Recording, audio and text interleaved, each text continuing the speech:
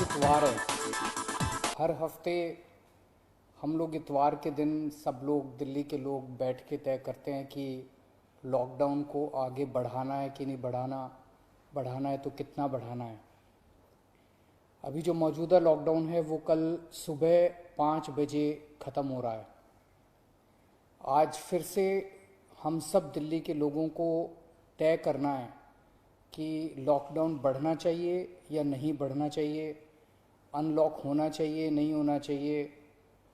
हम सब लोगों को मिलकर ये तय करना है।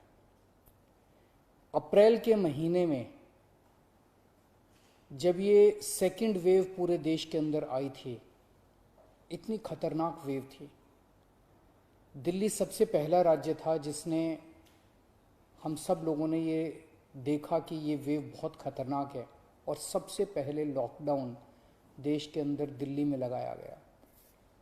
उस वक्त ऐसा लग रहा था जब ये वेव आई थी और इतनी तेज़ी से केसेस बढ़ रहे थे कि पता नहीं ये वेव कितने दिन चलेगी, इस वेव से जीत पाएंगे नहीं जीत पाएंगे, कैसे होगा, क्या क्या होगा।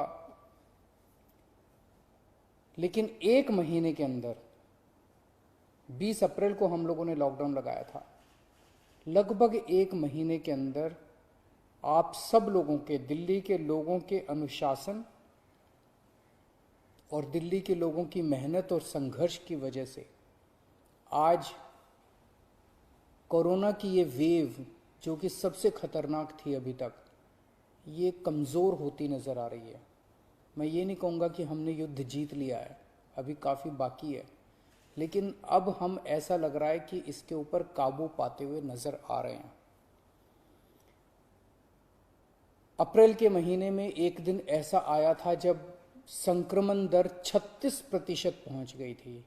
यानी कि 100 लोगों की हम टेस्टिंग करते थे तो 36 लोग उसमें पॉजिटिव मिलते थे।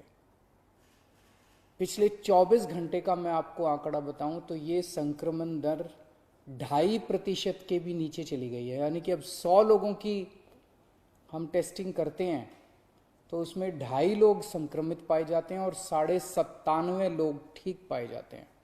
इसका मतलब संक्रमण काफ़ी कम हो गया दिल्ली के अंदर।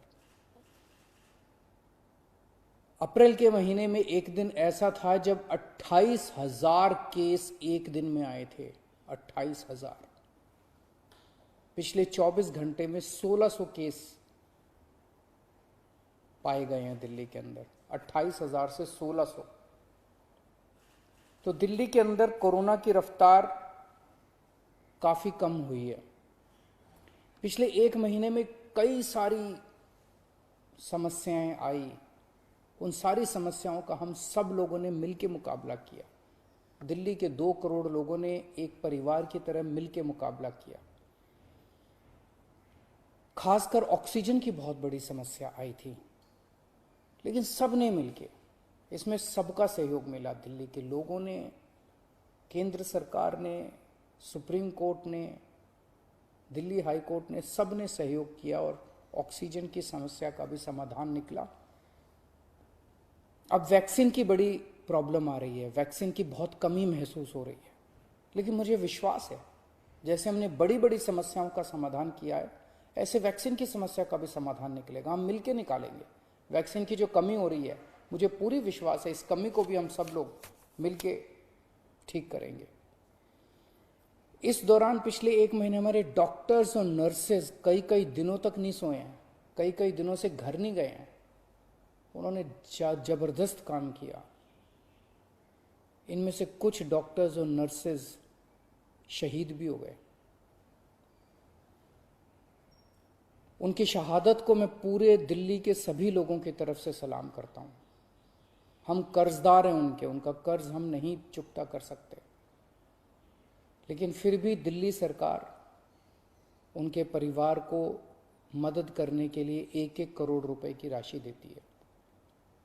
आप लोग देख रहे होंगे, मैं रोज़ किसी ना किसी के घर जाता हूँ, ऐसे किसी व्यक्ति, ऐसे किसी डॉक्टर, नर्स या ऐसे किसी के घर जो शहीद हो गए, उनके परिवार को मैं खुद जाके मिलता हूँ और उनको 1-1 करोड़ की राशि दे के आता हूँ। तो युद्ध अभी बाकी है, अभी पूरा नहीं हुआ है और अभी भी 1000 से ज्यादा केस आ रहे हैं। तो पिछले 24 घंटों में मैंने खूब लोगों से पूछा क्या करना चाहिए। जो भी निर्णय होगा हम मिलके लेंगे, दिल्ली के लोग मिलके निर्णय लेंगे। तो एक आम राय ये बन रही है लोगों की कि 1 हफ्ते के लिए लॉकडाउन और बढ़ा देना चाहिए, क्योंकि अभी अगर लॉकडाउन खोल दिया और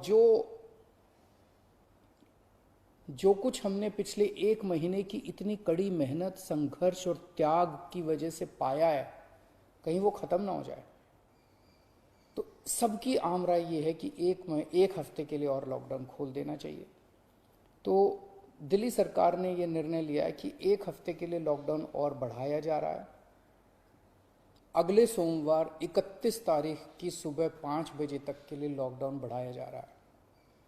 अगर केसेस के घटने का सिलसिला इसी तरह से जारी रहा अगले 1 हफ्ते भी, मेरा आप सब लोगों से अपील है, निवेदन है, जैसे आपने अभी तक सहयोग किया, आपने अभी तक कठोर अनुशासन का पालन किया, लॉकडाउन को फॉलो किया, इसी तरह से आप आगे भी जारी रखेंगे, कोरोना के नियमों को आगे भी फॉलो करेंगे। अगर इसी तरह से केसेस के कम होने का सिलसिला जारी रहा तो 31 तारीख से फिर हम अनलॉक की प्रक्रिया चालू करेंगे। एकदम से अनलॉक करना ठीक नहीं रहेगा, तो वो भी धीरे धीरे कुछ गतिविधियों को 31 तारीख से फिर हम खोलना चालू करेंगे।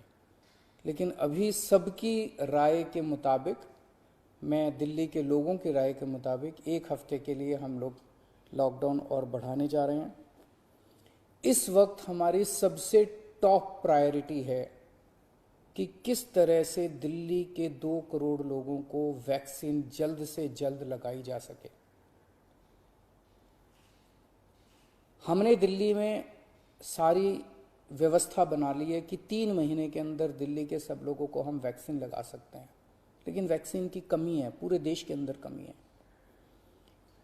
कहा जा रहा है कि तीसरी वेव आएगी। हमें तीसरी वेव का पूरी शिद्दत के साथ तैयारी करनी है। तो हमारी पहली प्राथमिकता तो ये है कि वैक्सीन लग जाए।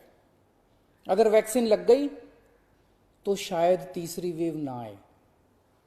अगर वैक्सीन सबको लग गई तो शायद तीसरी वेव से हम लोग बच सकें।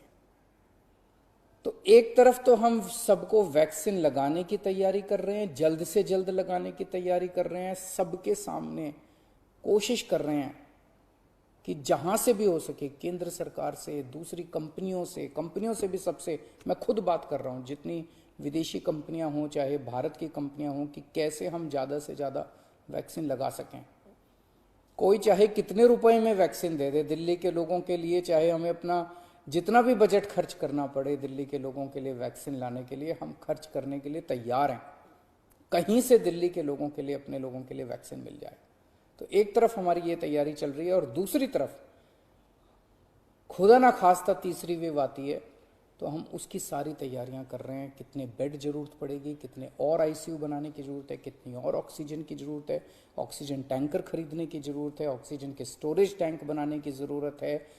ये सब तैयारियां वो भी साथ साथ चल रही है। लेकिन भगवान ना करे कोई तीसरी वेव आए, भगवान करे कि सब लोग सुख, शांति और स्वस्थ रहें। नमस्कार।